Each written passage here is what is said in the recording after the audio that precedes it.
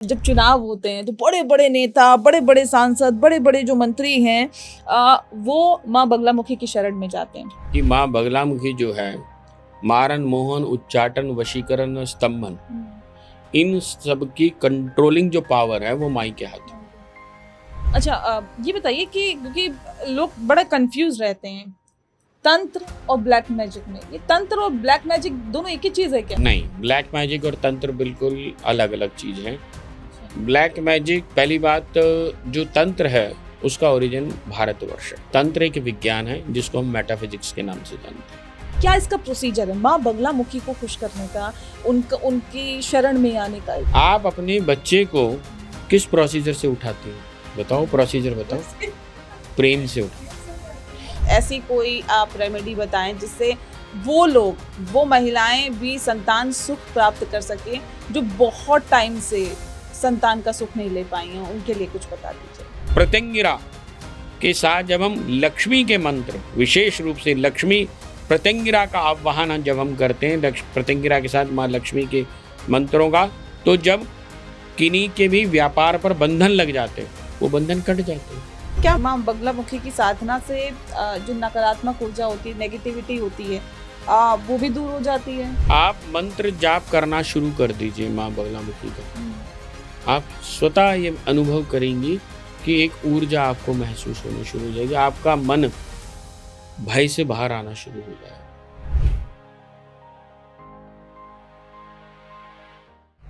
नमस्कार, बहुत बहुत स्वागत है आपका। मैं हूं आपके साथ नेहा दुबे। आज बात करेंगे माँ बगलामुखी की। कहा जाता है कि माँ की कृपा से शत्रु शांत हो जाते हैं, कोर्ट कचहरी के मामलों में विजय मिलती है। ना जाने ऐसे कितने बिगड़े काम माँ आपकी बना देती है। लेकिन क्या ये सिर्फ आस्था है या इसके पीछे जुड़ा हुआ कोई एक गहरा रहस्य है? यही बताने के लिए आज इस वक्त हमारे साथ स्टूडियो में मौजूद है स्वामी आलोक महाराज जी। बहुत बहुत स्वागत है आपका महाराज। जय माई की। महाराज जी, आपके बारे में बहुत सुना था, बहुत दिनों से आपसे कांटेक्ट में भी थे। आज आप हमारे स्टूडियो में फाइनली आ ही गए। सब उसका प्रताप है, उसकी इच्छा है। अगर वो कुछ चाहती है बुलवाना तो फिर हम कौन होते हैं कि जो ना बोल पाए। बात तो सही कह रहे हैं आप। तो ये माई की कृपा है कि आज हम स्टूडियो में मैं तो ये भी पॉडकास्ट कर रहे समझता हैं। हूँ कि जो शायद आज इस पॉडकास्ट को सुन रहा होगा, हाँ, वो माई की ही इच्छा है। अगर माई की इच्छा होगी तभी ये पॉडकास्ट उसके सामने है, और उसके सामने है तो शायद उसके भाग्य का परिवर्तन हो सकता है। माँ बगलामुखी मैं बड़ा ही विश्वास के साथ आपको ही बता रहा हूँ। जब हम प्रत्येक रविवार यज्ञ करते हैं तो ना जाने कितने ही चमत्कार हम वहाँ देखते हैं, कितने ही लोगों के भविष्य बदलते मैंने देखे। आज सोशल मीडिया का ज़माना है जी। इस सोशल मीडिया के ज़माने में आज माँ बगलामुखी फिर भी प्रासंगिक दिखाई दे रही हैं। परंतु 1998 में जब हमने पहली बार माँ बगलामुखी की जयंती उत्सव मनाया था तो हमें बताना पड़ा था कि माँ बगलामुखी हैं कौन। कोई कहता था बगलामुखी बगले की शक्ल जैसी है, कोई कुछ कहता था, कोई कुछ कहता था। असलियत में माँ बगलामुखी के विषय में आज भी भ्रम बहुत है, बहुत भ्रम है। जैसे पहली बात तो ये है कि माँ बगलामुखी जो हैं वो तंत्र की अधिष्ठात्री देवी है और चेतना की भी अधिष्ठात्री देवी है, क्योंकि इनका एक नाम पराभट्टारिका राजराजेश्वरी माँ बगलामुखी है। अब आप कह रही होंगे कि भाई ये पराभट्टारिका क्या होता है ना, या परा क्या है? परा और अपरा दो शक्तियां होती हैं। जी जी जी। परा यानी विशुद्ध और अपरा जो प्रकट स्वरूप में है, जो भी हमें दिखाई देती है, ये सब अपरा विद्या है, अपरा शक्तियां होती हैं। परा मीन्स निराकार, परा मीन्स एनर्जी, और तंत्र में इसको बड़ा ही विशद रूप से समझाया गया है 10 महाविद्याओं को, और उसमें भी माँ बगलामुखी का स्थान बहुत ही विशेष है। क्योंकि आज की तारीख में तो जैसे ये बताया जाता है कि भाई किसी के ऊपर मुकदमा है, किसी के ऊपर कोई तंत्र प्रयोग कर दिया, किसी के ऊपर अन्य कोई प्रयोग हो गए, किसी की शादी नहीं हो रही, किसी मतलब बहुत सारी इस तरह की जो भी समस्याएं हैं, उन समस्याओं का अगर मैं होलसेल ये कहूँ कि एक बंडल पैक है तो वो माँ बगलामुखी, और उसमें भी हमारे मंदिर प्रांगण के अंदर माँ बगलामुखी के साथ साथ माँ प्रत्यंगिरा साक्षात विराजती है। अरे माँ प्रत्यंगिरा के विषय में बहुत ही कम लोग जानते हैं, हाँ। और उत्तर भारत में तो माँ प्रत्यंगिरा के मंदिर आपको मिलेंगे भी नहीं। साउथ में, बेंगलोर में और आपका चेन्नई में माँ प्रत्यंगिरा विराजती हैं। और सही मायने में जो मिर्ची हवन है, ये लोगों को बहुत कम जानकारी है। ये जो मिर्ची हवन माँ बगलामुखी के लिए आजकल लोग उत्तर भारत में करने लग गए हैं, वो सही मायने में माँ प्रत्यंगिरा के लिए ही होते थे पहले। जब कोई शत्रु बार बार प्रयोग पे प्रयोग, तांत्रिक कोई प्रयोग, मैं इसको तांत्रिक प्रयोग कहना पसंद नहीं करता हूँ, इसका टेक्निकल टर्म में अगर मैं उसे बोलूँ तो अभिचार कर्म या कृत्याएं, पुराने समय में जब देवता और राक्षसी वृत्तियां होती थी, राक्षस होते थे या असुर होते थे, तो ये लोग क्या करते थे कि किसी के नाखून, कपड़े, बाल आदि इत्यादि काट करके गड्ढे में दबा करके और इस प्रकार की कृत्याओं का अभिचार कर्म या अभिचार कर्म करते थे। अभिचार कर्म वो होता है कि जिसमें व्यक्ति मृत्यु शैया तक पहुंच जाता है। अच्छा। जिसकी स्वास्थ्य खराब हो जाता है, अन्य समस्याएं पैदा हो जाती हैं, मृत्यु तुल्य कष्ट। और कृत्याएं वो होती हैं जैसे चलता हुआ बिजनेस बंद हो गया, कुछ और हो गया, समस्याएं इसमें भी होती हैं। पर ये फाइनेंशियली लॉस की तरफ होता है, या चलते हुए काम खराब करना, ये कृत्याओं में आ जाता है। तो इन दोनों के शमन के लिए ही माँ बगलामुखी का प्रादुर्भाव हुआ था। माँ बगलामुखी का असली नाम है वल्गामुखी। अच्छा। वल्गा कहते हैं लगाम लगाने की शक्ति। जैसे आप ऐसे घोड़े पे बैठिए जिसके ऊपर कोई लगाम नहीं है, तो आप उसे चलाएंगे कैसे? चलाएंगे नहीं।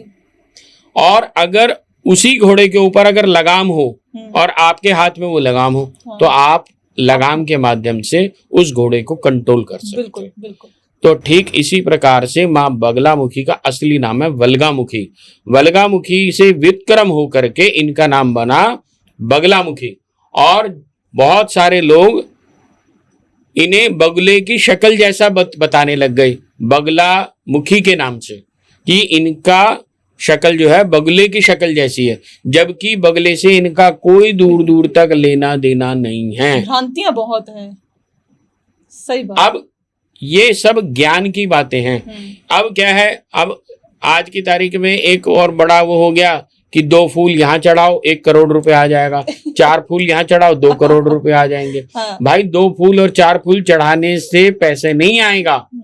आपको भक्ति हृदय के अंदर उसका नाम लेना पड़ेगा, प्रेम जागृत करना पड़ेगा उसके प्रति, और उनके मंत्रों को जाप करना पड़ेगा। यदि आप उनके मंत्रों का जाप करते हैं तो आपकी ऊर्जा भिन्न होनी शुरू हो जाएगी, आपकी ऊर्जा शुद्ध होनी शुरू हो जाएगी, आपकी चेतना जागृत हो जाएगी। माँ बगलामुखी विशेषतया, जैसे मैंने पहले भी बोला, तंत्र की अधिष्ठात्री देवी है।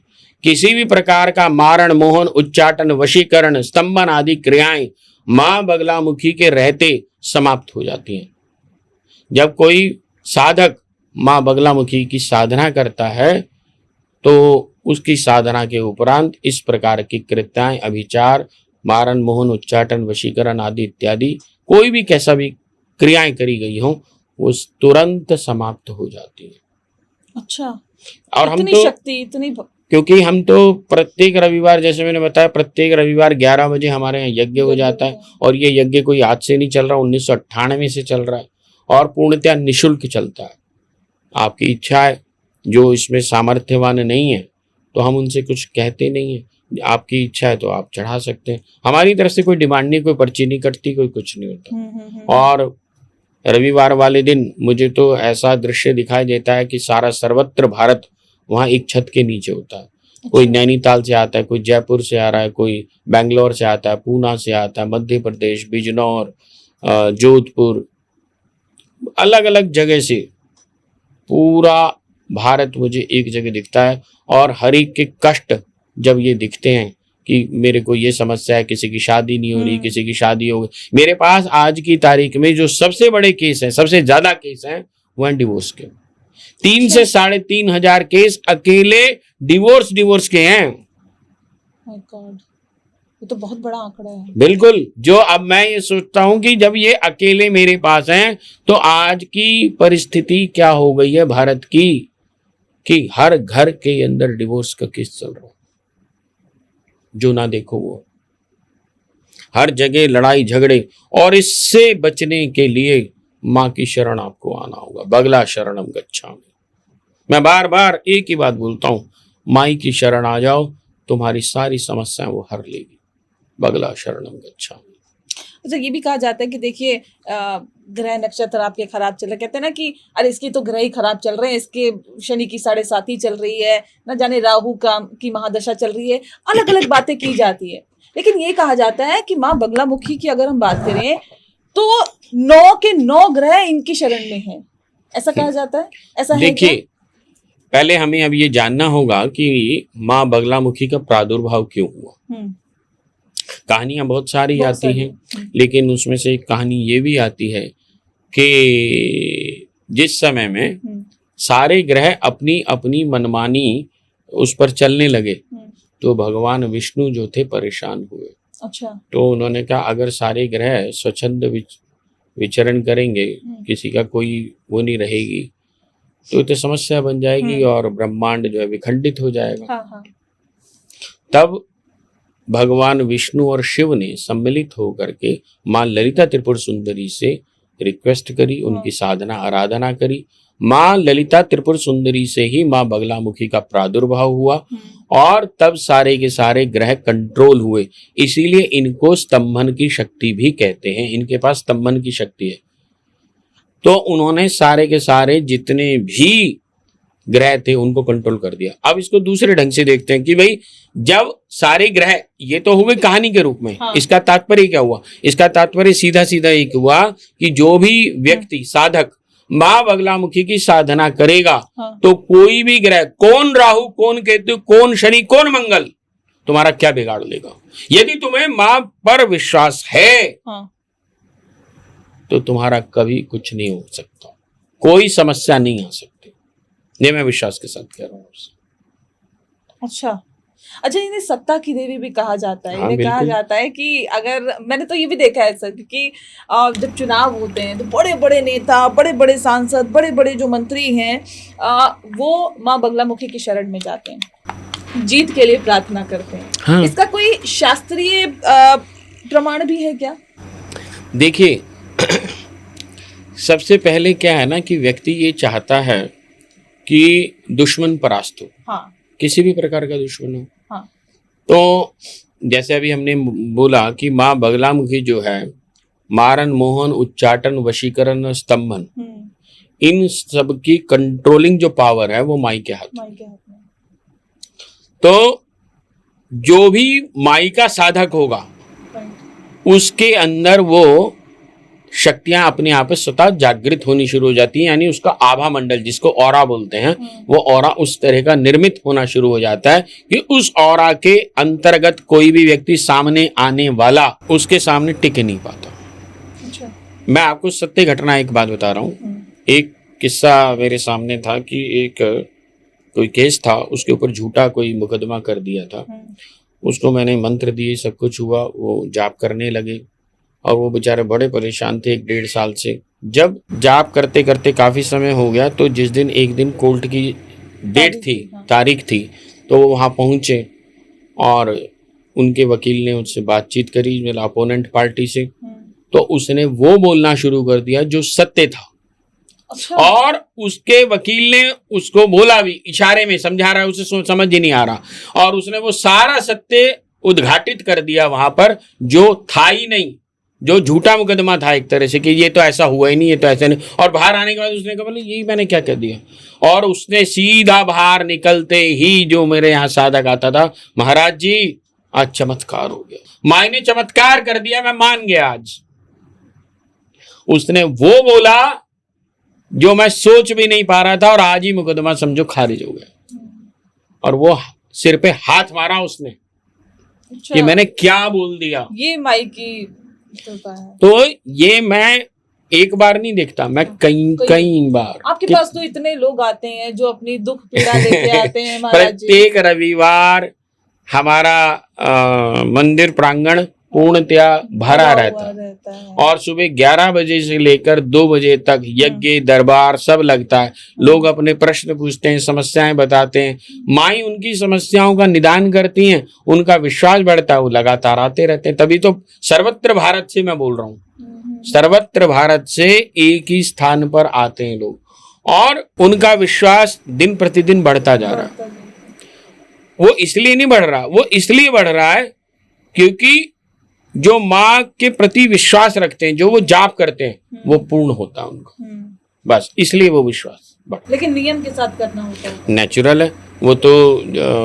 अगर कोई बच्चा अगर पढ़ेगा नहीं तो फिर पास कैसे होएगा? अगर आपको पास होना है तो हम तो अभी गुरु पूर्णिमा के उत्सव पर मंत्र दीक्षा हमने बगलामुखी की दी थी, तो ठीक इसी प्रकार से हम मंत्र दीक्षा देते हैं या समय समय पर जो भी मंत्र दिए जाते हैं या कोई विशेष अनुष्ठान यज्ञ आदि इत्यादि कराए जाते हैं, जब वो होते हैं तो उनका लाभ उनको मिलता है। अच्छा, ये बताइए कि क्योंकि लोग बड़े कंफ्यूज रहते हैं तंत्र और ब्लैक मैजिक में, ये तंत्र और ब्लैक मैजिक दोनों एक ही चीज है क्या? नहीं, ब्लैक मैजिक और तंत्र बिल्कुल अलग अलग चीज हैं।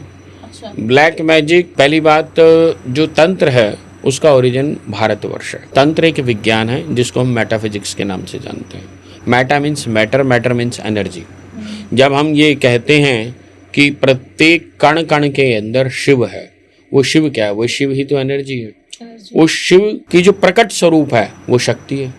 जैसे बीज है, आप इसको ऐसे समझें, जैसे आम का या किसी भी पौधे का कोई बीज है, उस बीज को आप ले लें, जब आप बीज लेंगे तो आपको कुछ भी नहीं दिखाई देगा, आपको लगेगा भाई ठीक है। हाँ। लेकिन अगर उसी बीज को आप तोड़ दो, हाँ।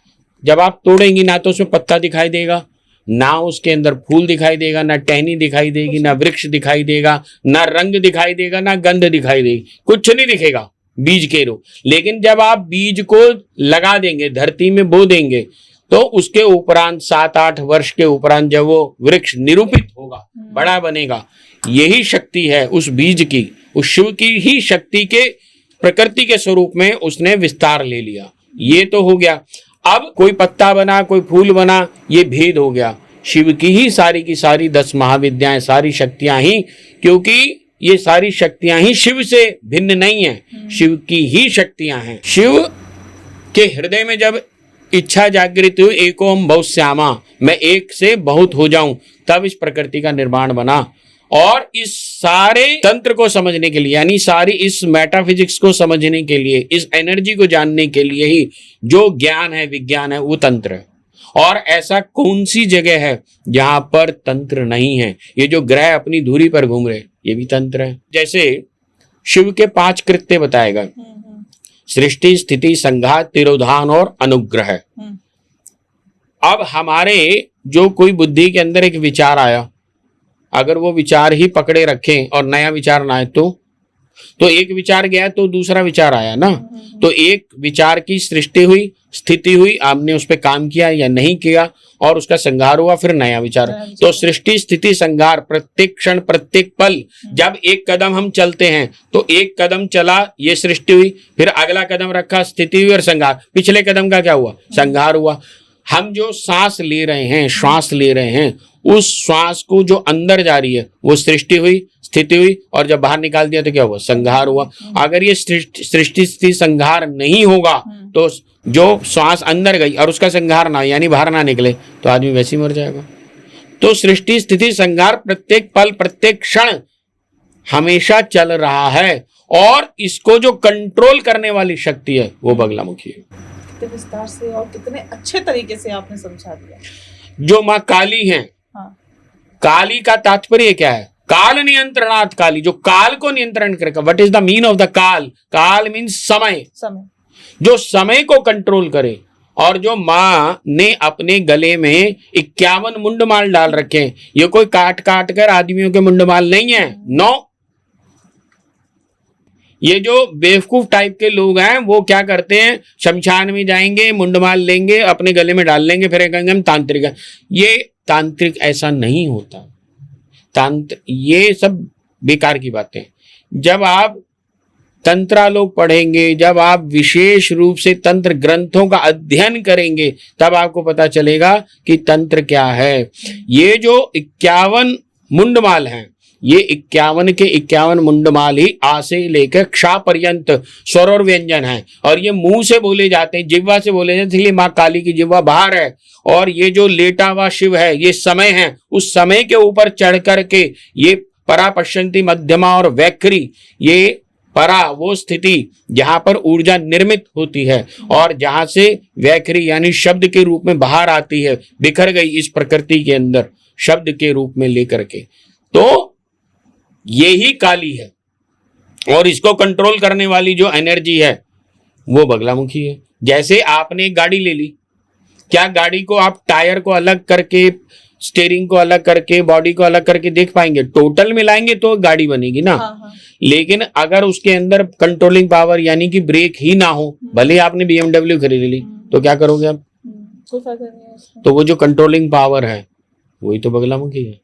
वो जो ब्रेक है, वो जो कंट्रोलिंग पावर है, बुद्धि के अंदर विकास, कंट्रोल, आपके मन के ऊपर, मन की स्थिति पर कंट्रोल कर लेना। जो बगलामुखी का साधक होगा उसका मन उसके अनुरूप चलेगा।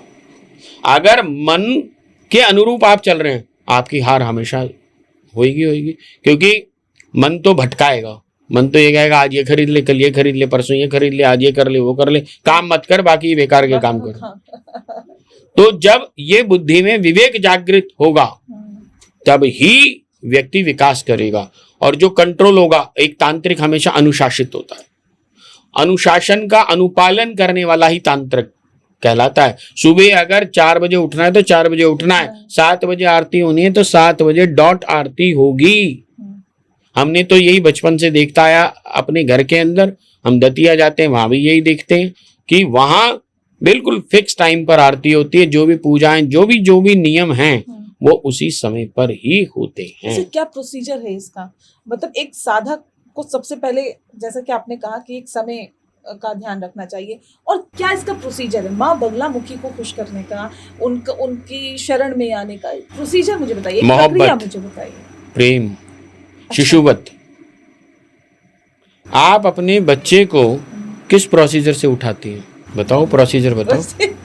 प्रेम से उठाते हैं। अगर वो आपका बच्चा है और उसमें शिशुवत प्रेम है तो माँ रुक नहीं सकती, वो नंगे पैर आएगी।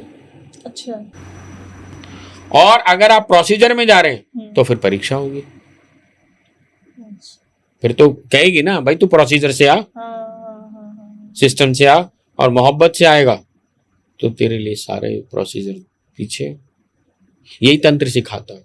मेरे को समझ नहीं आता जब ये कहा जाता है राम नाम सत्य है। राम नाम सत्य कैसे हो सकता है? सत्य कोई चीज होती है? आज दिल्ली है, कल ना रहे। जो आज पाकिस्तान है, कभी था क्या पाकिस्तान? आज से 100 साल पहले नहीं था। कभी दिल्ली का नाम इंद्रप्रस्थ था, हो सकता है 100-200 साल बाद बदल जाए। तो फिर सत्य क्या हुआ? राम नाम सत्य होता है। सत्य यानी तत्व। जो राम है वही सत्य है। और उसका जो जाप है रमयते इति रामा, जिसका रमण करा जाए यानी कि मन में रेचा जाए, बार बार जाप किया जाए, तब आपका राम जागृत होगा। राम को 14 ही वर्ष का वनवास क्यों हुआ? 10 का भी हो सकता था, क्योंकि 14 वर्ष की साधना काल होती है। अगर आप माँ बगलामुखी की साधना करना चाहते हैं, साधना की बात कर रहा हूँ, पूजा नहीं। There is a difference in between puja and sadhana. Puja means ठीक है, अभी मैंने 40 दिन की ये पूजा करी, 16 सोमवार के ये मैंने व्रत कर लिए, मुझे शादी हो गई या नहीं हुई या जो भी कुछ हुआ, ठीक है, तो वो हमारे को मिल गया। ये सब पूजाएं हैं। जब हम किसी चीज के उद्देश्य के लिए किस भी पूजा करते हैं वो पूजा कहलाती है। लेकिन जब हम स्वयं को समर्पित करते हैं तो हम अपने मन को साधते हैं, और उस साधने से ही साधना की प्रवृत्ति बनती है। उसी से हम साधना क्यों करना चाहते हैं, और उसका जो पूरा काल है, कम से कम अगर सही चले, अनुशासित, तो 14 वर्ष। तब माँ बगलामुखी कहीं जाकर के जागृत या सिद्ध जिसको बोलते हैं, और मैं तो सिद्ध से भी ऊपर मानता हूं, माँ बगलामुखी की गोद में बैठना है ना, तो सिर्फ साधना को पकड़ो। अच्छा। उसमें 14 साल लगेंगे। बिल्कुल लगेंगे। आपने बचपन में जब प्राइमरी स्कूल में गई होंगी और 12th करी होगी कम से कम, तो 14 साल लगे आपको। तो ऐसा तो नहीं बस 15 दिन के अंदर कोई ऐसा अवतार नहीं हो जाता कि ऐसा कट शॉर्ट फॉर्म बता दो जी आज ही मुझे जो है पहली क्लास, 5वीं क्लास, 10वीं, 12वीं सब आज ही हो जाए, ऐसे नहीं होता है। और उसके लिए धैर्य चाहिए, और उस धैर्य को देने वाली शक्ति ही बगलामुखी है। परिस्थितियां कब कैसे बदलेंगी, क्या होगा, गुरु आपको निर्देशित करेगा, गुरु आपको बताएगा। गुरु सामान्य एक टीचर होता है, गुरु आपके अंदर धैर्य की प्राकट्य करा देता है, धैर्य की प्रबलता देता है, परिस्थितियों से बाहर निकलने की क्षमता दे देता है, वो समझा देता है कि ऐसी विकट परिस्थिति से कैसे निकलना है। मैं कई बार इस चीज को समझता हूं, बात भी करता हूं कि सत्य क्या है। सत्य का मतलब होता है तत्व, जिसको अभी हम बात कर रहे थे, परा पश्यंती मध्यमा और वैखरी। परा का स्तर जो है वही परा का स्तर ही परा भट्टारिका राजराजेश्वरी बगलामुखी है। भट्टारिका का तात्पर्य क्या है? वह चेतना की जागृति जो शिव से तुमको मिलवा दे, क्योंकि हम सब शिव से प्रसन्न होकर आए हैं पुनः शिव बनने के लिए, और हम भूल गए। और हम क्या सोचते हैं कि जब हम पैदा हुए तो हमारा एक नाम हो गया, हमारी एक रेस्पॉन्सिबिलिटी हो गई। हमारे माँ बाप ने कह दिया बेटा तू पढ़ ले, अब तू इंजीनियर बन जा, अब तुझे इंजीनियर बन गया, अब तू शादी कर ले, फिर तेरे बच्चे पैदा हो गए, अब तेरी रेस्पॉन्सिबिलिटी बच्चों को बन। पर असलियत में जिस काम के लिए हम आए थे, वो जिसने हमें भेजा था, वो तो हम भूल गए, क्योंकि हम ही शिव हैं। सारे वेदों के अंदर, सारे उपनिषदों में यही सब लिखा हुआ है। नचिकेता और यमराज का संवाद क्या है? कठोपनिषद में यही तो है। उसने कुछ भी नहीं मांगा और उसने ब्रह्मास्त्र का ज्ञान मांगा, और उस ब्रह्मास्त्र की शक्ति को देने वाली जो, उस ब्रह्मास्त्र के ज्ञान को देने वाली जो शक्ति है, वही तो बगलामुखी है। ये ब्रह्मास्त्र वो ब्रह्मास्त्र नहीं है तीर कमान वाला। ब्रह्म कहते हैं चेतना को, और उस चेतना की जागृति कराने वाली कि तू ही ब्रह्म है। और जब वह ब्रह्म, वह चेतनता आप में से प्रकट हो जाती है, तो यही बगलामुखी की कृपा। आपका शिव आपको जागृत करा देती है कि तू ही शिव है, you are not different from a Shiv. ये जो शक्ति देने वाली है, जो आपकी चेतना को आलोकित कर दे, वो बगलामुखी। अच्छा ये बताइए कि जैसे अक्सर लोगों की समस्या सुनने के लिए मिलती है कि हमारे घर में किसी ने काला जादू करा रखा है। जैसे कि आपने पहले भी बताया कि कोई बीमार है, मरणासन उसको पहुंचा देता है। तो ऐसे में माँ बगलामुखी की शरण में आना ऐसे लोगों के लिए कितना फायदेमंद होता है, और इन समस्याओं से कैसे छुटकारा मिलता है उन्हें? यहाँ मैं थोड़ा सा इसको दूसरे ढंग से भी देखता हूँ, क्योंकि इसे मैं भक्ति से जोड़ना पसंद करता हूँ, या भक्ति से ही जोड़ के ही देख पाता हूँ। क्योंकि जब माई की कृपा होती है, या किसी भी जब अच्छा समय होता है ना, कहते हैं कैसे कि तो अच्छे लोग मिलने शुरू हो जाते हैं। तो ठीक इसी प्रकार से जब कोई समस्याएं होती हैं, तो उस समस्या से निकलने के लिए कोई ना कोई आपको साधन मिल जाता है, और वो साधन भी उसकी अनुकंपा से मिलता है, उसकी कृपा से मिलता है। जब आपके पूर्व के कर्म, सत्कर्म जागृत हो जाते हैं, तो आपको इस तरह के पॉडकास्ट सुनने को मिलते हैं। सत्कर्म जब भी जागृत होंगे, तब आप माई की शरण आएंगे, और जब आप माई की शरण आएंगे तो आपकी समस्या दूर होनी शुरू हो जाएगी। क्योंकि माँ के जो मंत्र हैं, माँ बगलामुखी के मंत्र कोई एक मंत्र नहीं है, माँ बगलामुखी के 2000 मंत्र हैं। जैसे अब किसी को कैंसर हो जाए तो कैंसर का ट्रीटमेंट चाहिए ना, उसे डिस्प्रिन तोड़ना चाहिए। अब किसी के पैर में दर्द है तो भी आप डिस्प्रिन दे दो, सिर में दर्द है तो भी डिस्प्रिन दे दो, कैंसर है तो भी डिस्प्रिन। मतलब हर काम में आप एक मंत्र दे दो, जो आज हर ज्योतिषी जानता है 36 अक्षरी मंत्र, पर वो सही माने में ये नहीं जानता कि बगलामुखी की साधना करने के उपरांत कौन कौन से मंत्र जागृत करे जाते हैं और कैसे करे जाते हैं। क्योंकि आज सोशल मीडिया का जमाना है, तो 36 अक्षरी मंत्र सब जगह मिलता है। मिर्च के बीज का या मिर्च का हवन आजकल बहुत प्रचलन में है। लोग मिर्च के बीज का मिर्च का हवन कराते हैं। मिर्च का, भाई मिर्च का हवन कराते कैसे हैं? क्या बगलामुखी के मंत्र से कराते हैं? नहीं, माँ प्रत्यंगिरा, माँ धूमावती और माँ बगलामुखी के सम्मिलित मंत्रों के साथ माँ का यज्ञ होता है। और अगर ऐसे ही करा दिया जाए तो उसका विपरीत प्रभाव भी होता है। गूगल आदि इत्यादि भी करेंगे, या मैं भी भेज दूंगा आपको कि नलखेड़ा में पहले मिर्च का हवन होता था, उन्होंने प्रतिबंध लगा दिया वहां पर, क्योंकि माँ बगलामुखी के मात्र मंत्रों से लाल मिर्च का हवन नहीं होता है, उसके साथ माँ प्रत्यंगिरा और माँ धूमावती भी होती है। अच्छा, ये बताइए, ये जो आजकल के सोशल मीडिया के बाबा हैं, गुरुमाएं बनी हुई हैं, वो जो है गलत तरीके से जो सामने रखती हैं, या ये कहें कि नॉलेज का अभाव है, जानकारी का अभाव है, ऐसे में ये जो इस तरह के जो ये हवन यज्ञ कराए जाते हैं, इसका विपरीत प्रभाव पड़ता है उन लोगों को पड़ता है या फिर जो करवा रहा है उन्हें पड़ता है? क्योंकि देखिए वो तो बेचारा नादान है, वो तो ये सोच के आया देखिए है। पड़ता दोनों पर है। हाँ, ऐसा नहीं है। हाँ, वो बेचारा नहीं है। हाँ, मैं यहाँ बेचारा नहीं कहूंगा। जब आप अपने बच्चे को किसी स्कूल में एडमिशन कराने जाते हो, हाँ, पहले जानते हो ना कि भाई कहाँ एडमिशन करा रहे हो, कौन से स्कूल में। प्ले स्कूल में भी कराते हैं। किसी हम डॉक्टर के पास, आप सब्जी खरीदने जाते हैं तो 4 बार परीक्षण करते नहीं करते? बिल्कुल। या सिर्फ सोशल मीडिया में इतना बार ऐड आ गया, इतना करा दो बस? भाई पहले ये तो जानो ये कितने साल से बैठे हैं, कौन है, इसके पीछे क्या परंपरा से आ रहा है। अब जैसे मैं भी आपसे चर्चा कर रहा था थोड़ी देर पहले, मेरे पिता के पड़नाना वो महाराजा पटियाला के राजपुरोहित थे, और वो वहां माँ बगलामुखी की साधना उपासना करते थे।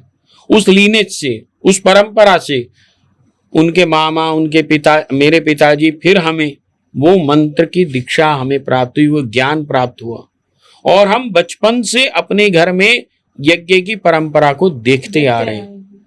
हमें तो यही नहीं पता कि जब हमने आंख खोली तो दुर्गा सप्तशती के वह मंत्र हमारे कानों में पड़ते थे, वह गीता के सूत्र, वह गीता के मंत्र, वो सब हमारे कानों में बचपन से पड़े। अब ये क्या है कि भाई आजकल क्या है, बगलामुखी का तेज जमाना है, चलो भाई बगलामुखी के हम ये करने लग गए। अभी कोई कहेगा छिन्नमस्ता के आ गए, कोई तीसरा को हो सकता है कहीं भैरवी का आ जाएगा, कोई चौथा कुछ और को करे। तो ये सब दुकानें बन रही हैं।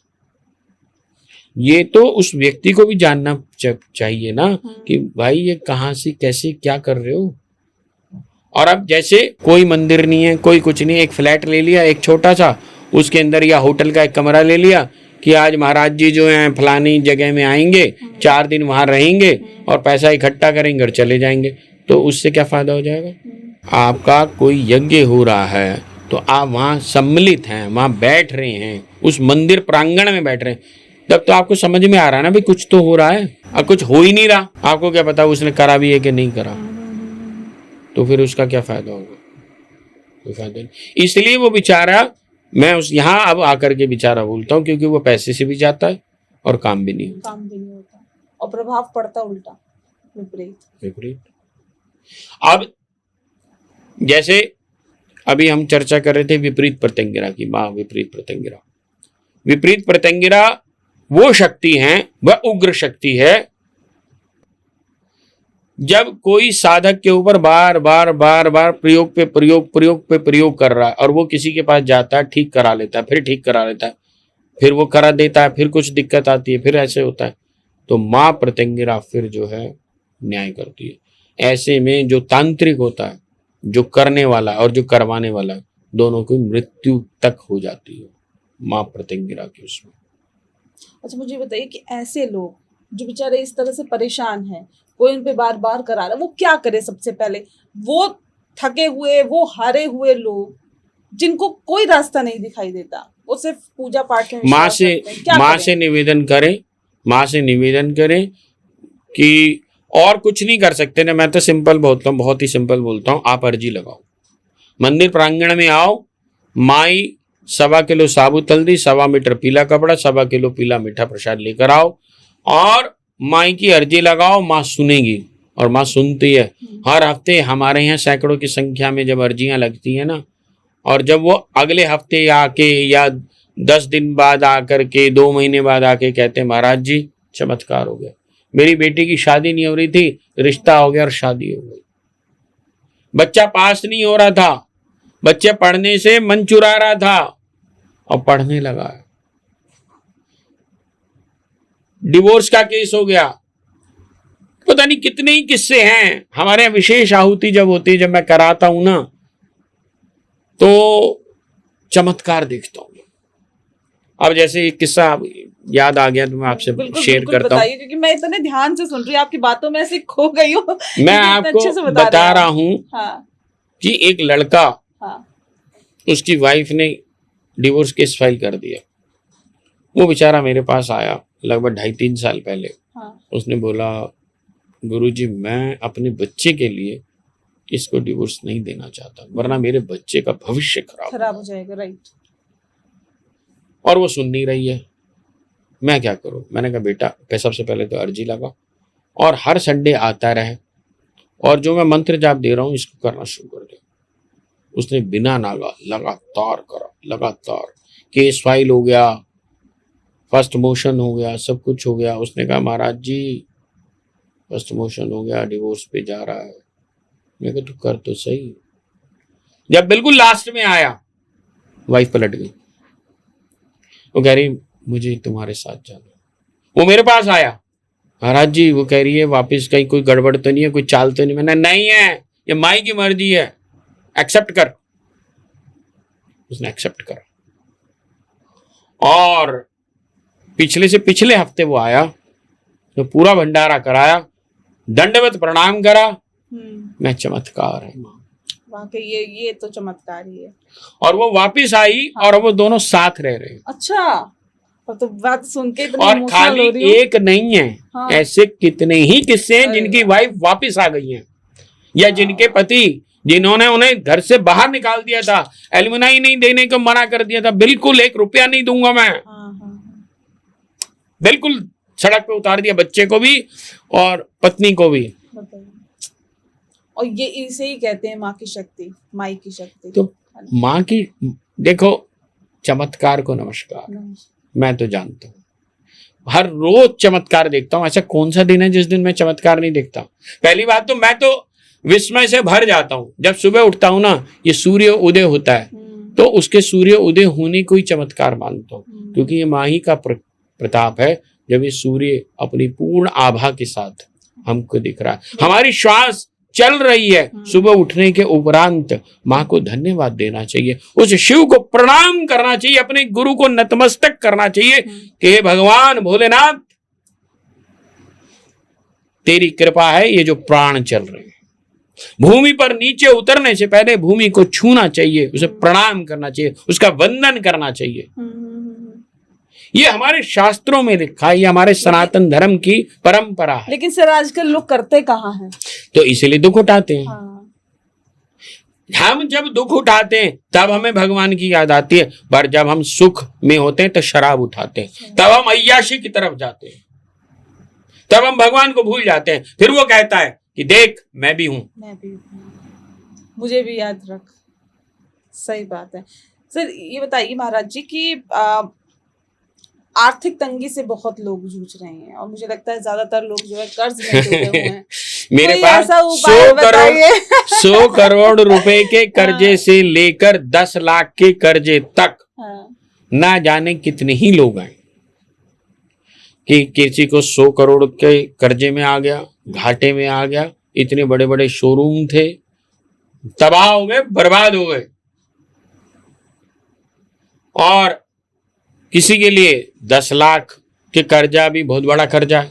भाई जिसकी जैसी अवस्था व्यवस्था है उसके हिसाब से। तो मैं तो सिर्फ एक ही बात बोलता हूँ, बार बार एक ही बात बोलता हूँ, माई की शरण आ जाओ, बगला शरणम गच्छामि। अगर माँ की शरण आ जाओगे, माँ से तुम प्रेमवत व्यवहार करना शुरू कर दोगे, शिशुवत करोगे, तो माँ स्तनपान कराएगी। माँ तभी स्तनपान कराती है जब तुम शिशु होते हो। जब तुम बड़े हो जाते हो माँ अपने आप को छुपाती है। माँ थोड़ा ना स्तनपान कराएगी, तुम शिशुवत होकर के आओ, प्रेम के साथ आओ। अभी तो हमें सही माने में रोना भी नहीं आता उसके सामने खड़े होकर के। हम कब रोते हैं? जब हम परेशान होते। मैंने आज तक एक भी आदमी नहीं देखा कि जब वो ये कहे कि मेरी महाराज जी 10 करोड़ की लॉटरी लगी इसलिए आया हूं। हमेशा कब आता है? मेरी बेटी की शादी नहीं हो रही इसलिए आया हूं, मेरा घर नहीं बन रहा इसलिए आया हूं, 10 करोड़ का नुकसान हो गया इसलिए आया हूं, फलानी ये समस्या आ गई इसलिए आया हूं। और जब तुम सुख में आओगे तो फिर दुख क्यों होगा? हम प्रेम जानते ही नहीं, आडंबर जानते, वो तो ठीक प्रेम है, लेकिन करना ही नहीं जानते। एक चीज हमारे दर्शकों को बता दीजिए, कोई ऐसी रेमेडी जिससे कि आप अर्जी मुझे पता लगाइए, है। मंदिर में आना शुरू करिए हाँ, और बगला अष्टोत्तर शतनाम के नित्य 11 पाठ, बगलामुखी चालीसा के नित्य 11 पाठ और खड़गमाला के 11 पाठ, ये तीनों चीजें 11-11 कम से कम, ये पाठ अगर आप करना शुरू कर देंगे तो आपकी समस्याओं से आप बाहर निकलने का रास्ता, उसका मार्ग आपको दिखना शुरू हो जाएगा। और मंदिर प्रांगण आपके लिए सदैव खुला है, आप कभी भी आ सकते हैं, मेरे नंबर सब जगह मिल सकते हैं, आप उस पर संपर्क कर सकते हैं, आप आ सकते हैं। महाराज जी आपका नंबर हम डिस्क्रिप्शन में भी डाल देंगे ताकि जो लोग आपसे संपर्क करना चाहते हैं वो आपसे संपर्क करें। और एक बार मंदिर प्रांगण का एड्रेस आप बता दीजिए, क्योंकि देखिए विदेश से, देश से, हर जगह से लोग आते हैं मंदिर मेरे में। पास कनाडा, थाईलैंड, बर्मा, पाकिस्तान, अच्छा, और पता नहीं ना जा, इस समय में जो सबसे ज्यादा लोग विदेश के रूप में बताऊं वो कनाडा से परेशान है, उनकी नौकरियां जा रही हैं। अमेरिका के अंदर बड़ी समस्याएं आई हुई, और ऑस्ट्रेलिया से कि हमारी नौकरी चली गई, हमारा ये हो गया, हमारा ये हो गया, महाराज जी ऐसा कुछ करा दो, ये हो। कई केसेस ऐसे भी हैं जो वहीं पर ही, उनके लिए मैंने यहाँ पे यज्ञ कराया। एक केस ऐसा ही था कि उसके हस्बैंड ने उसको डिवोर्स फाइल कर दिया। डिवोर्स के केसेस बहुत है, जैसा आपने बताया। 3.5 से 3.5 केस मेरे पास, अकेले मेरे पास हैं डिवोर्स के। और आप अगर कभी आप आएंगे तो आप देखेंगे संडे में 50% से ज्यादा लोग डिवोर्स केस वाले ही होंगे। या तो डिवोर्स से बचना चाहती हैं लड़कियां या लड़के जो भी हैं, या वो डिवोर्स के लिए कि जी ऐसा नहीं है कि बहुत सारे ऐसे भी हैं। अब बेचारी एक कन्या लड़की थी, उसका 1.5-2 महीने पहले ही शादी मतलब जैसे हुई, और उसके बाद वो उसे निकाल दिया, समस्याएं आनी शुरू हो गई बहुत सारी। अच्छा, तो हर तरह की, कहीं लड़का परेशान है, कहीं लड़की परेशान है। तो मैं तो बार बार बोलता हूँ, माई की पंचांग पूजा को आप अपने हृदय में स्थान दो और माँ से निवेदन करो कि बगलामुखी चालीसा, बगलामुखी अष्टोत्तर शतनाम, खड़गमाला, और कर सके तो सहस्त्र नाम और एक कवच, ये पंचांग पूजा अगर आप अपने जीवन में करना शुरू कर दें तो बहुत सारी समस्याओं से आप निजात पा जाएंगे। देखिए सर, आजकल की जो भाग दौड़ वाली लाइफ है महाराज जी, उसमें ना बहुत वक्त निकालना तो थोड़ा मुश्किल होता है, लेकिन इस चलती फिरती लाइफ में, इस लाइफस्टाइल के बीच में ऐसी कोई चीज, ऐसी कोई आप रेमेडी बताएं जिससे वो लोग, वो महिलाएं भी संतान सुख प्राप्त कर सके जो बहुत टाइम से संतान का सुख नहीं ले पाई हैं, उनके लिए कुछ बता दीजिए। देखिए, संतान सुख के लिए मैं, पता क्या है, थोड़ा अलग टाइप से मैं समझता हूँ इन चीज़ों को, क्योंकि मैं तंत्र को बहुत अच्छे से समझता हूँ और मैंने तंत्र का बहुत अध्ययन किया है। कोई जादू की पिटारी नहीं है। जब आपको आईएएस बनना है तो आपको कितनी देर पढ़ना पड़ेगा? अगर आपको ये सोच रहे हैं कि मुझे आईएएस भी बनना है और आपको जो है शादी में भी जाना है, आपको रेस्टोरेंट में भी घूमने जाना है, भाई की शादी में भी जाना है, और इधर भी घूमने जाना है और उधर भी घूमने जाना है, तो आईएएस कैसे बनेंगे? आईएएस बनने के लिए तो आपको हर चीज का परित्याग करना पड़ेगा, आपके अंदर वैराग्य आना ही चाहिए। अगर आपको कुछ पाना है तो कुछ तो छोड़ना पड़ेगा। अगर आपको ऐसा भी हुआ कि थोड़े दिन पुरानी बात बता रहा हूँ, अभी आपने बोला तो मुझे याद आ गया कि एक महिला आई, उन्होंने बोला कि जी महाराज जी, मेरे जब भी कन्या होती है तो हो जाती है, लड़का नहीं होता, अपने आप ही मिसकैरेज हो जाता है। तो पता नहीं क्या बात है। तो मैंने कहा ठीक है, आप ये यज्ञ करा लो और इसके साथ साथ ये पाठ आप जाप करना शुरू कर दो। वो करती रही, करना शुरू हुआ, वो कंसीव हो गया, सब कुछ हुआ। तो फिर वो दिखाने गई 3-4 महीने बाद, तो डॉक्टर ने डरा दिया कि भाई ये तो बीच में ही अबॉर्ट ना करना पड़ जाए अभी। तो मैंने कहा कुछ नहीं होगा, तू बस ये पाठ करती रहे। तो करती रही, उसकी बिल्कुल नॉर्मल डिलीवरी हुई है और लड़का बिल्कुल स्वस्थ है। आज वो बच्चा 2 महीने का हो गया।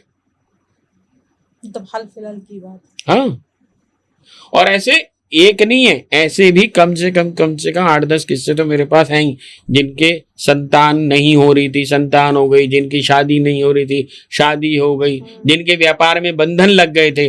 माँ प्रत्यंगिरा के साथ जब हम लक्ष्मी के मंत्र, विशेष रूप से लक्ष्मी प्रत्यंगिरा का आह्वान जब हम करते हैं, प्रत्यंगिरा के साथ माँ लक्ष्मी के मंत्रों का, तो जब किन्हीं के भी व्यापार पर बंधन लग जाते हैं, वो बंधन कट जाते हैं। अच्छा, व्यापार चलना शुरू हो जाता है। वो खुद आकर के मुझे बोलते हैं, महाराज जी कि हमारे शोरूम के ऊपर भीड़ आ ही नहीं रही थी, लोग आते ही नहीं थे, कस्टमर आने बंद हो गए थे, अब कस्टमर आने शुरू हो गए। और वही है ना, करना तो खुद पड़ेगा ना, कुछ तो कर रहोगे। अब आप ये कोई समझो कोई ऐसी बस जादू की छड़ी घुमा दो वहीं से ही। कितने लोग तो आते हैं, हम मंदिर में आए तो थे, अरे भाई आए थे तो मेरे पे एहसान किया है। मेरे पे कोई एहसान नहीं है, ना माँ पे कोई एहसान है। माँ कोई तुम्हारी नौकरानी नहीं है। माँ के प्रति यदि तुम श्रद्धा रखोगे, प्रेम रखोगे, उसके सामने खड़े होकर के तुम रो सकोगे अपने लिए, तो वो सुनेगी। अभी आडंबर से भरे पड़े, बच्चा जिद करता है माँ से, बिल्कुल वही भाव लाना पड़ेगा, वही लाना पड़ता है। मैं तो स्पष्ट बोलता हूँ, सरल बोलने का प्रयास करता हूँ, वरना तो तंत्र तो इतना गूढ़ है कि अभी गूढ़ता को प्रकट करना शुरू करें, बात करना शुरू करेंगे तो लोग जो है समझ ही नहीं पाएंगे कि हम क्या बोलना चाह रहे हैं या क्या बोल रहे हैं, क्योंकि ज्ञान की बात कोई नहीं सुनना चाहता। बेकार की आडंबर कि 4 फूल यहाँ चढ़ा दो 4 करोड़ मिल जाएंगे, यहाँ पे ये चढ़ा दो ये हो जाएगा, 4 नारियल चढ़ा दो ये हो जाएगा, दही लगा लो ये हो जाएगा, फलाना लगा। अरे भैया, इन लगाने लोगों से कुछ नहीं होगा। प्रेम रखो, चुगली मत करो। एक यदि कोई व्यक्ति साधक है तो उसको सबसे पहले एक काम करना चाहिए, जो साधना कर रहा है, चाहे किसी की भी साधना कर रहा है, चुगली निंदा दूर कर दे। अगर आप चुगली निंदा कर रहे हैं तो आपके पुण्य कर्म वैसे ही खत्म हो रहे। आप जिसकी चुगली कर रहे हैं उसके पुण्य कर्म बढ़ा रहे हैं और अपने पुण्य कर्म खत्म कर रहे हैं। आपके जीवन के अंदर समस्याएं आनी शुरू हो जाएंगी और आपकी पूजा करने का मुझे लाभ नहीं मिलेगा। अच्छा, ये बताइए क्या बिना गुरु के माँ बगलामुखी की नहीं करनी चाहिए, का जाप करना चाहिए? नहीं करना चाहिए। बिना गुरु के आप स्विमिंग पूल में कूद जाएंगे? भाई कोई टीचिंग के लिए कोई तो खड़ा होगा, तो बताएगा हाथ कैसे चलाने, वो भी छोड़ो, कम से कम इतना तो पता है कि चल भाई अगर मैं डूबने लगूंगा ये बचा तो लेगा। ये विश्वास है कि ये खड़ा है ना तो मैं स्विमिंग पूल में कूद सकता हूं। तो गुरु वो होता है जो आपको बचा लेता है। किससे? इस संसार से, इस संसार की परेशानियों से। वही तो बताएगा कि मंत्र का जाप कैसे करना है। मनना त्रायतेति मंत्र, जो मन का त्राण करे वो मंत्र होता है। जो पब्लिकली कहीं से भी पढ़ लिया वो मंत्र कैसे है? गुरु अपनी चेतना का कुछ अंश उस मंत्र में देता है, तब वह मंत्र जागृत होता है, तब वह मंत्र प्रसव करता है। वरना तो मंत्र को आप डेड बॉडी को लेकर के कंधे पे कुछ भी लेके घूमते रहो। लोग क्या करते हैं, सोशल मीडिया से ले लेते हैं और वो जाप करना, वो कहते हैं हमें तो इतने साल हो गए, हमें तो कुछ नहीं हुआ। होएगा कैसे? होएगा कैसे? आपने किसी से लिया? नहीं, ऐसी कर रहे। तो इसलिए ये सब चीजें गोपनीयम गोपनीयम गोपनीयम वहां लिखा हुआ है स्पेशली कि मां बगलामुखी की साधना गोपनीय है। क्यों है गोपनीय? इसलिए है गोपनीय क्योंकि चेतना का अंश देगा वो। वह अपनी साधना में से अपनी साधना का अंश देता है। ऐसे ही बांटने के लिए थोड़ा ना होता है, पहले वो भी तो परीक्षा लेता है कि हाँ भाई ये कुछ करेगा या ऐसे ही है।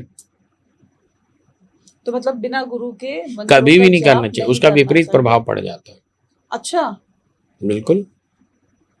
मेरे पास कितने किस्से आते हैं कि जी हम जाप करने शुरू कर दिए थे, हमें डर लगता है, हमें ये होने लगा, हमें समस्याएं आ गई, हमें तब से ये दिक्कत हो गई, हमारे शरीर में दर्द होता है, फलाना होता है, ये होता है, वो होता है।